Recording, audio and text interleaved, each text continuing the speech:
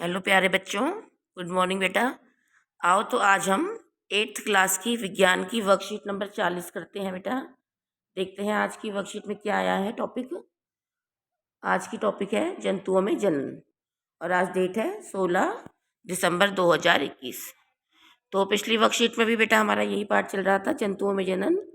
देखते हैं आज क्या आता है। चलो पढ़ना स्टार्ट करते हैं। आज हम जंतुओं में कायांतरण के बारे में पढ़ेंगे। तो हमारा टॉपिक क्या है मेन आज का? कायांतरण। ये नया शब्द आया है आज, कायांतरण। तो देखते हैं हम कायांतरण किसे कहते हैं। देखो यहाँ पे लिखा हुआ है, हम सभी जानते हैं कि मानव, शेर, कुत्ते जैसे सभी जीवों की संतान जन्म के समय अपने माता पिता से मिलते हैं। लेकिन क्या आप जानते हैं कि कुछ ऐसे जीव भी हैं जिनकी संतान जन्म के समय अपने माता पिता से नहीं मिलते? क्या आप उन जंतुओं के नाम बता सकते हैं?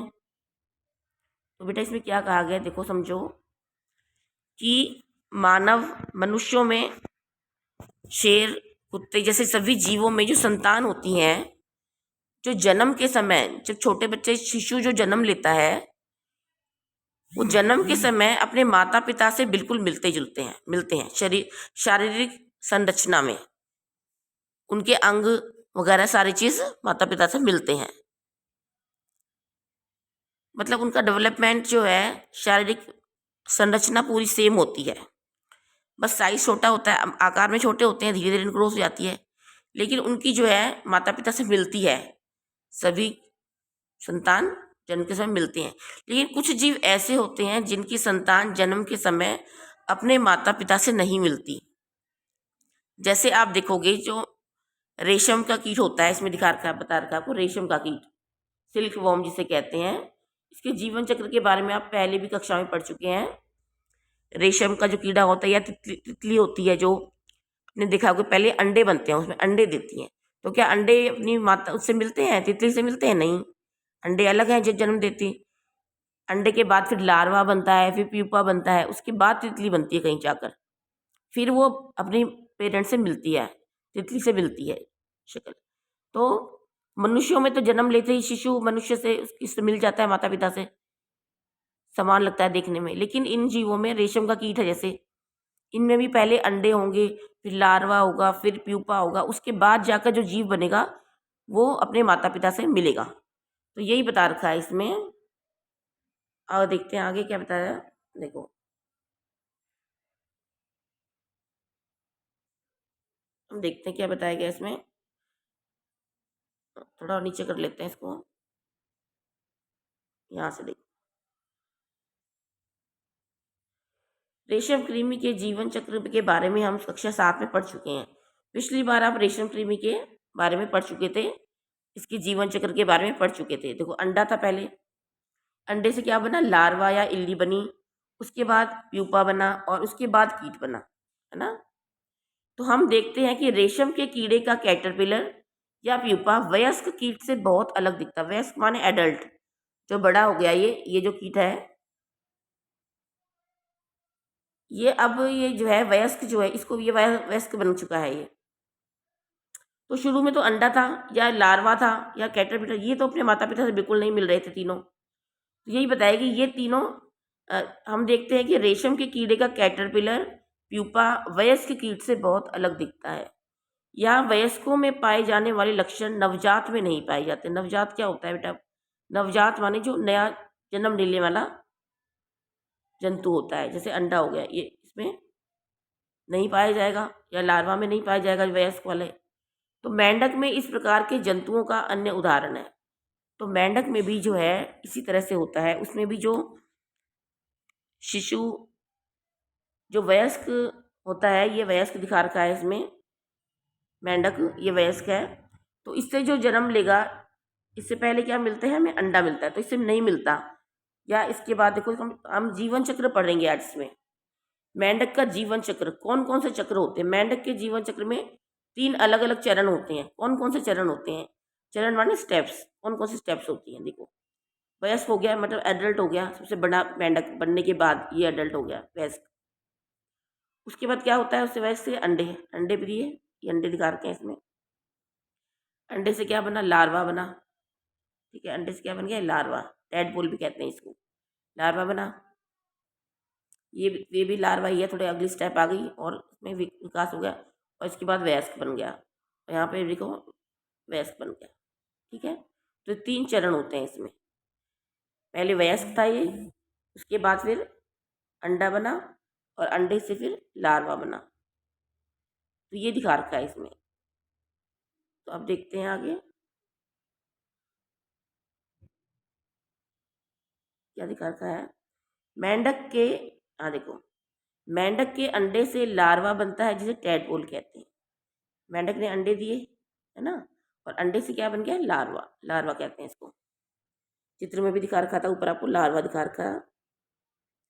टैडपोल में मछलियों की तरह ही पूंछ और पंख होते हैं। ये टैडपोल है और यहाँ पर भी आपको टैडपोल दिखा रखा है, देखो इसमें ये भी आपको टैडपोल ऊपर दिखा रखे है ना। तो अब इसमें आपको एक एक चीज़ डिटेल में बता रखी है क्या होता है। ये तो हो गया, अंडे से लार्वा बनता है जिसे टैडपोल कहते हैं। टैडपोल में मछलियों की तरह ही पूंछ और पंख होते हैं, देखो इसमें पूंछ और पंख होते हैं, टैडपोल दिखा रखा है। मछलियों की तरह पानी में तैरने में सक्षम होते हैं। ये पानी में तैरते हैं आराम से, टैडपोल जो होते हैं पूंछ की सहायता से मछली की तरह पानी में तैरने में सक्षम। एक वयस्क मेंढक की पूंछ और पंख गायब हो जाते हैं। अब ये वयस्क मेंढक बन गया, देखो इसमें पूंछ भी नहीं है इसकी, ना पंख है इसके, और अब वह कूदने और तैरने में सक्षम हो जाता है। अब कैसे चलता है ये मेंढक, कूद कूद कर चलता है ना, और तैर भी पाता है, अपने पैरों से तैर पाता है ये इनसे। अतः हम कह सकते हैं कि लार्वा का कुछ उग्र परिवर्तनों द्वारा वयस्क जंतु में बदलने का प्रक्रिया ही कायांतरण कहलाती है। ठीक है, इसमें क्या बताया गया है, देखो कायांतरण की परिभाषा बता दी आपको, किसे कहते हैं। लार्वा का, जो लार्वा था, कुछ उग्र परिवर्तनों द्वारा, लार्वा के अंदर कुछ परिवर्तन आते हैं और वो वयस्क में बदलता है, वयस्क जंतु में, उसमें बदलने की जो प्रक्रिया है उसे ही हम कायांतरण कहते हैं। ठीक है, तो ये आपका कायांतरण को अच्छी तरह समझा दिया गया है इसमें। कायांतरण क्या होता है, जो मेंढक होता है उसमें पहले लार्वा बनता है, टैडपोल कहते हैं जिसको। उसमें क्या होता है, टैडपोल में मछलियों की तरह पूंछ और पंख होते हैं और वो पानी में मछलियों की तरह तैर सकता है। लेकिन जब वो वयस्क बन जाता है, वयस्क बन जाता है तो क्या होता है, उसकी पूंछ और पंख गायब हो जाते हैं और कूदने और तैरने में सक्षम हो जाता है। तो कुछ परिवर्तन आए ना उसके अंदर, लार्वा के अंदर, तो लार्वा के कुछ उग्र परिवर्तनों द्वारा वयस्क जंतु में बदलने की प्रक्रिया, इसी को हम कायांतरण कहते हैं। ठीक है बेटा, इसके बाद देखो अब क्या है, ये देखते हैं। जैसे जैसे हम बड़े होते हैं, जैसे जैसे हम बड़े होते हैं, हम अपने शरीर में किस प्रकार के परिवर्तन देखते हैं। हम अपने अंदर, मनुष्यों की बात की जा रही है, जैसे जैसे हम बड़े होते हैं हम अपने शरीर में क्या परिवर्तन देखते हैं। क्या आपको लगता है कि हमारा भी कायांतरण होता है? निश्चित रूप से नहीं, क्योंकि मनुष्य में जन्म के समय से ही नवजात शिशु में वयस्क के समान शारीरिक अंग या लक्षण मौजूद होते हैं। तो मनुष्यों में क्या होते हैं, जन्म के समय ही सारे अंग मौजूद होते हैं बच्चे के अंदर। जो एक एडल्ट मनुष्य में, वयस्क मनुष्य में जो अंग होते हैं वो शिशु में भी होते हैं। जब शिशु जन्म लेता है तो ये नहीं होता कि जब शिशु जन्म लेता है उसके बाद कुछ अंग आते हैं। अंग तो सारे वही होते हैं, बाद में उनका डेवलपमेंट होता है। अंग तो वही रहते हैं, बस बाद में ग्रोथ हो जाती है उनकी, कोई नया अंग नहीं बनता है।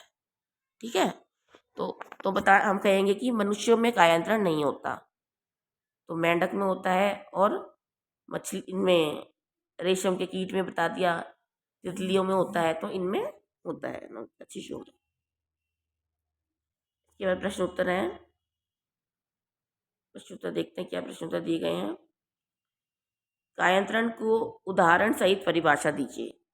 अब आपको इसमें कायांतरण की परिभाषा देनी है और उदाहरण देना है, तो ऊपर से आप लिख सकते हो कायांतरण किसे कहते हैं और उदाहरण देना है इसका। तो मेंढक का आप उदाहरण दे सकते हो। सेकंड क्वेश्चन है, रेशम के कीड़े के जीवन चक्र की संक्षेप में व्याख्या कीजिए। तो रेशम की, इसमें आपको रेशम के कीड़े की लाइफ साइकिल बनानी है कि रेशम का कीड़ा पहले अंडा देता है और अंडे से लार्वा बनता है, लार्वे से प्यूपा बनता है और प्यूपे से दोबारा रेशम का कीड़ा बन जाता है। इसमें इसी तरह को लाइफ साइकिल दिखानी पड़ेगी। इसके बाद है मेंढक के जीवन चक्र को चित्र सहित समझाइए।